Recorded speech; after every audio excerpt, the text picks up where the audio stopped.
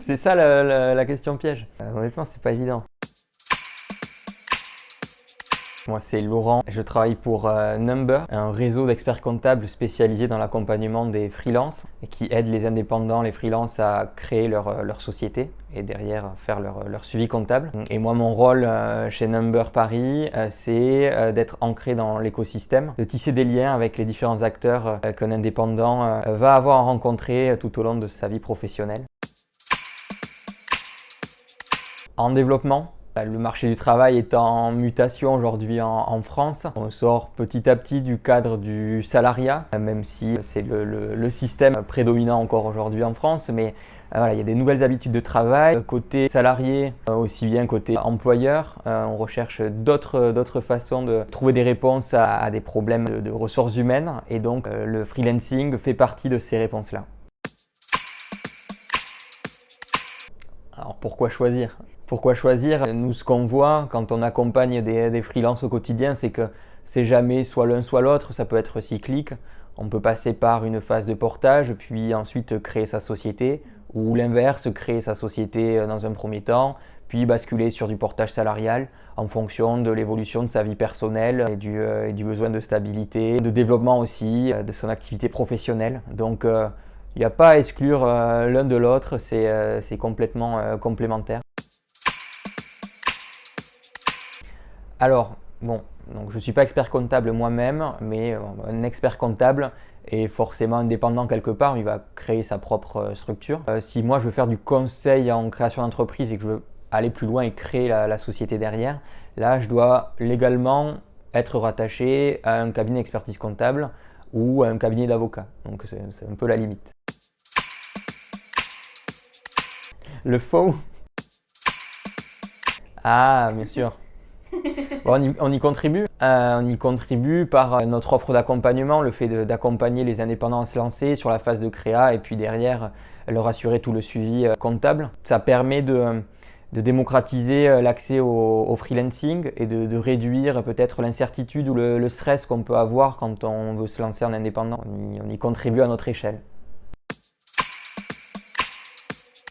Une structuration dans le sens où c'est une nouvelle façon de travailler qui se développe depuis quelques années maintenant, mais ça reste récent. Donc peut-être dans l'accès à l'information sur comment on devient indépendant, sur comment on trouve ses missions. Alors, ça commence à se structurer, on voit des acteurs qui commencent à s'installer sur le marché, mais peut-être voilà, avoir une vision plus globale de ce que ça implique. Donc il y a peut-être voilà, des évolutions aussi sur le plan légal pour adapter le statut à cette nouvelle façon de travailler qui prend de l'ampleur.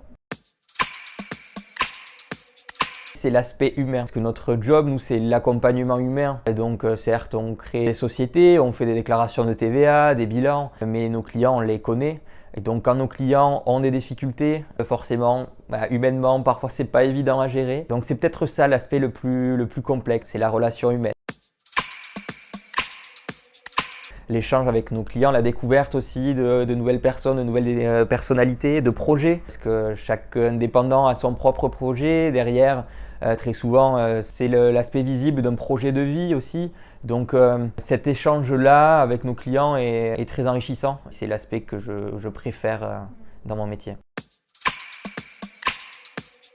L'expertise comptable est déjà en pleine évolution et cette évolution, c'est la digitalisation du métier. Le futur de l'expertise comptable, ça va être la dématérialisation de tout ça et l'automatisation d'une partie de ces opérations pour recentrer la valeur ajoutée sur ce qu'attend réellement un chef d'entreprise, c'est-à-dire le conseil et l'accompagnement.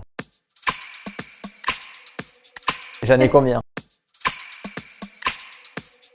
Par mail.